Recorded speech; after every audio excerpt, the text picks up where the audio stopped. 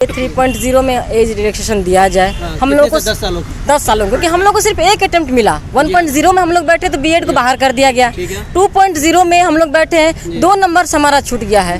अतुल प्रसाद ने कहा कि सप्लीमेंट्री रिजल्ट जारी करेंगे, लेकिन वो जारी नहीं किया गया और इसमें हम लोग को मौका नहीं दिया। हमारी क्या गलती है इसमें? बस मैं यहाँ आपके चैनल के माध्यम से कहना चाहती हूँ कि 2.0 का सप्लीमेंट्री जारी करें और 3.0 में या आप 10 साल का रिलैक्सेशन दीजिए। अगर आप 5 अटेम्प्ट कर रहे हैं तो हमको अटेम्प्ट दीजिएगा ना। आपको एक अटेम्प्ट मिला 2.0 में। एज ओवर हो गया। 10 साल तो वैकेंसी नहीं आया था। उस वही ना कह रहे हैं, 10 साल वैकेंसी नहीं आया तो इसमें हमारी गलती है या सरकार की गलती है?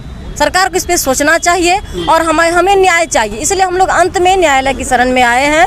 अब जो भी होगा हम लोग यहाँ अभी आप लोग हाईकोर्ट के सामने हैं, क्या कुछ प्रतिक्रिया रहेगी?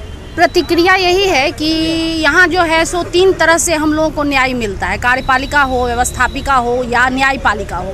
तो मुख्यतः जो भी आदमी है, मुख्यतः जो भी लोग हैं वो अंतिम निर्णय न्यायालय को मानते हैं, चाहे वो सरकार हो या जनता हो या ऑल ओवर जो भी हमारे इंडियन है उनके लिए है कि ये है। तो हम लोग बस यही है कि एज रिलैक्सेशन के मामला को लेकर के अंतिम निर्णय लेने के लिए आज हम लोगों को जो है न्यायालय का शरण में आना पड़ा है।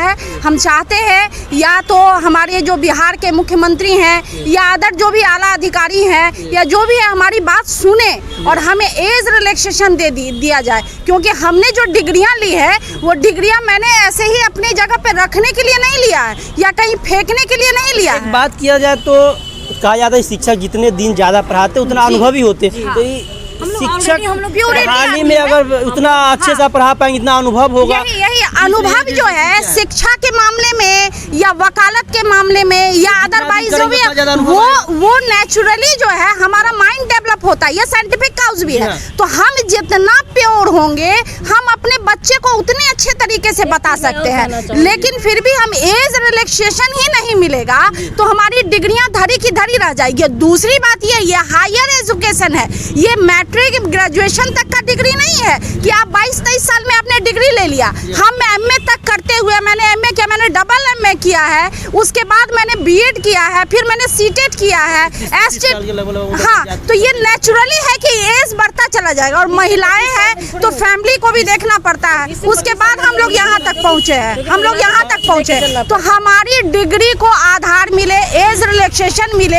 हम ये नहीं कह रहे हैं कि हमारे अंतिम समय तक हमें दिया जाए, हम ये भी नहीं कह रहे हैं, प्रार्थना कर रहे हैं। हम ये कह रहे हैं कि कम से कम आपने जो 5 अटेम्प्ट दिया है उसको तो दीजिए, 10 साल दीजिए, 5 साल दीजिए, लेकिन दीजिए तो। क्या कुछ कह रहे थे आप? देखिए 2.0 की बात मैं कह रही हूँ। हम लोगों ने जब एग्जाम दिया तो भाषा आहर तक उसमें क्वालिफाइंग रखा गया था। हम लोगों ने उस पर फोकस किया, भाषा क्वालिफाई किया और जब एग्जाम हो गया तो उसके बाद भाषा को हटा दिया गया। तो हम लोग तो भाषा क्वालिफाई किए, लेकिन कितने अभ्यर्थी ऐसे जिन्होंने भाषा क्वालिफाई नहीं किया और वो नौकरी कर रहे हैं? ये एक बड़ा सवाल है। बड़ा एक सवाल है। आखिर कोई एक शिक्षक अगर हिंदी में फेल कर रहा है तो वो क्या बिहार में पढ़ाएगा? वो क्या पढ़ाएगा? तो क्यों नहीं हम लोग को सप्लीमेंट्री जारी किया गया? हमने जो अपना समय बर्बाद किया हिंदी के पीछे और इंग्लिश के पीछे, वो समय हम अपने सब्जेक्ट पर भी डाल सकते थे, क्योंकि हमने जाना कि हिंदी हमारी संस्कृति है। और आपने हिंदी में फेल को नौकरी दिया, हिंदी में पास को घर में बिठा दिया है। तो हमारी मांग है कि सप्लीमेंट्री जारी कीजिए और 10 ईयर्स एज रिलैक्सेशन दीजिए। और मुझे अपने बिहार के मुख्यमंत्री पर पूरा विश्वास है, क्योंकि वो हमारी बात को सुनते हैं।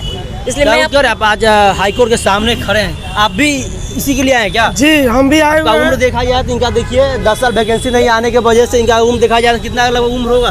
हमारा उम्र 45 हो गया। 45 हो चुका है। इसी तरह सरकार में बहाली नहीं हो रही थी और सरकार एक दूसरे के ऊपर आरोप प्रत्यारोप लगाती है कि ये सरकार बहाली नहीं दी, ये सरकार बहाली नहीं। देखा जाए तो दोनों सरकार में कोई सरकार बहाली नहीं। जी, हम लोग तो इतना ही दिन में जो दोनों तरफ के सरकार को देख लिया, दोनों तरफ के दौड़ते दोनों पास जो है हम लोग हार चुके हैं। सारे ऑफिसर जितने भी अफसर लोग हैं उनके पास भी हम लोग गए, शिक्षा मंत्री के पास गए और उसके बाद में उप मुख्यमंत्री के पास भी गए, कोई हमको चांस नहीं मिला।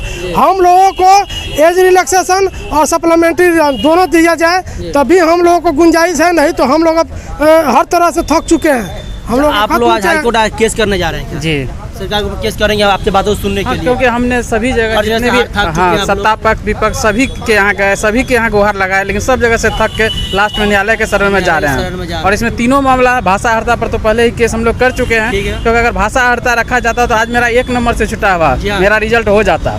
और उसके बाद देखिए एक ही अटेम्प्ट मिला, दूसरा अटेम्प्ट में मेरा एज ही खत्म हो गया, 41 ईयर्स हो गया, अटेम्प्ट खत्म हो गया। तो हम तो कहीं का ना रहे, ना सप्लीमेंट्री मिला, सप्लीमेंट्री भी मिलता तो 1 नंबर से छुटा हुआ था वो मेरा हो जाता।